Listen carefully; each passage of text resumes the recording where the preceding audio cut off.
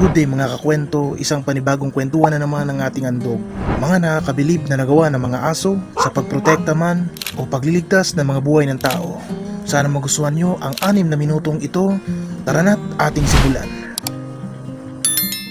Buwan ng Nobyembre taong 2022 sa isang farm ng Decatur, Georgia, USA na pagmamayari ni John Werwill, may isang pangyayaring ang di inaasahan ng madaling araw na bubulabog sa kanila at magbibigay ng matinding pagsubok naman sa isang asong nagngangalang Casper. Bandang alas 2:30 ng madaling araw, biglang ang umalerto ang mga aso, tumahol sapagkat meron ng grupo ng mga coyote ang nagbabalak atakin o looban ang farm nila. Nag-aalaga kasi sila ng iba't ibang hayop, merong mga tupa, manok, pato at iba pa. Pinuntahan kaagad ito ng may-ari at tiningnan nga ang mga nangyayari at may mga coyote nga na nakapaligid sa farm nila. At dito nga 2 sa aso nila ang nakahandang pumotekta, si Daisy at ang isa naman ay ang bida nating si Casper, na mga Great Pyrenees na mga breed na aso. Ayon sa kanyang nasaksihan, ang asong si Daisy ay pumoprotekta sa loob, habang si Casper naman ay nakipagbuno. Matindi nga ang labanang naganap sapagkat 30 minuto itong nakipaglaban o nakipagbuno sa mga coyote. Sinasabing 8 dito ang kanyang napatay at ang iba na may hinabol para mataboy sa lugar.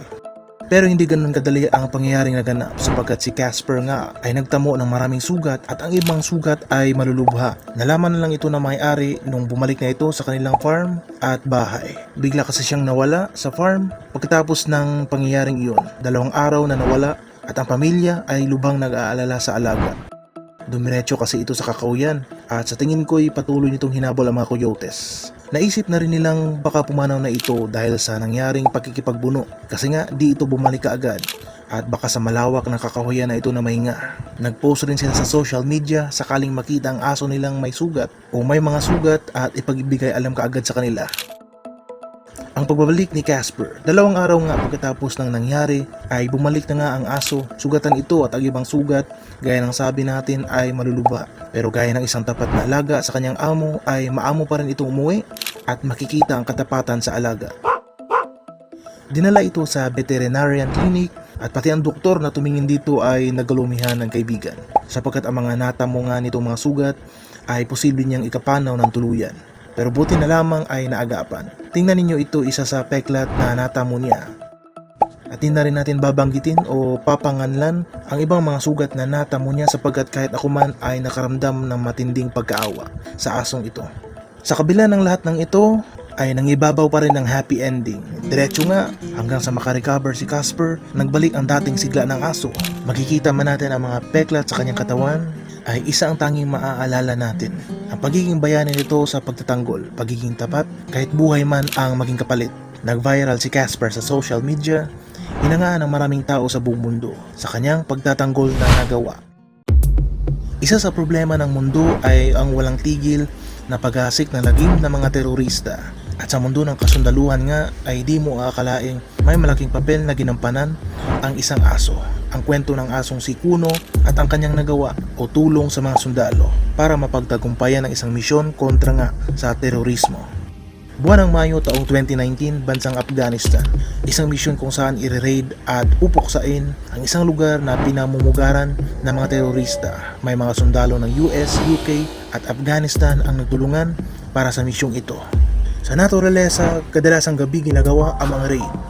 Sakto rin sa galaw ng mga aso sapagkat sila ay maliliksi, matalas ang pakiramdam at paningin kahit madiliman. Kung sakaling may maganap na di inaasahang pangyayari, ay agad itong makakatulong dahil sa kanilang mga natural na abilidad. Si Kuno ay isang Belgian Shepherd Malinois, isang uri ng aso na kasamang nagsiserbisyo bilang police dog o kaya military dog. Kasama nga siya sa raid na ito. Diretso sa raid na naganap, may ambush niyang di inaasahan ang mga kasundaluhan at dahil dito ay di makapag-advance o makapagpatuloy sa raid. Meron kasing machine gunner na nakaharang na dito nga gaganap ang ating asong si Kuno. Lumusog nga si Kuno na doon naman magkakaroon ng opening ang mga sundalo. Nakatulong rin ang kadiliman dahil di agad mapapansin ng mga terorista ang aso. Gaya ng sabi natin, matalas ang pakiramdam ng mga aso at maliksi kahit madiliman ang paligid. Nakipagbuno nga ang aso sa teroristang may hawak ng baril. Maaanalisa rin nating nagkagulatan siguro sapagkat sigurado namang di inaasahan ng terorista na isang aso ang aatake. At dahil nga sa ginawa ni Kuno, nagka-opening at nakalusob ang mga kasundaluhan. Napasok nilang loob o kinatataguan ng mga terorista. At sa huli, naging successful ang mission. Isa sa naging susi para manaig sila ay ang tulong ng magiting na asong ito. Pero di rin naging madali sapagkat malungkot mang sabihin, dalawang paa ni Kuno ang na-damage dulot ng mga tamaan ng bala. Natural na nangyayari lalo na kung raid at merong mga barilang magaganap. Talagang di natin maiiwasan ang mga pangyayaring ito. Ang positibong side naman ay nabigyan ito ng artificial na paa, ginamot, naka-recover. Ang isang paa niya ay nabigyan ng artificial na paa at ang isa naman ay may support para magamit pa niya. Naka-recover siya ng tuluyan, nagbalik ulit sa pagiging masigla. Si Kuno ngayon ay masaya at retired sa serbisyo, nasa UK at namumuhay kasama ng nag-adapt nitong pamilya.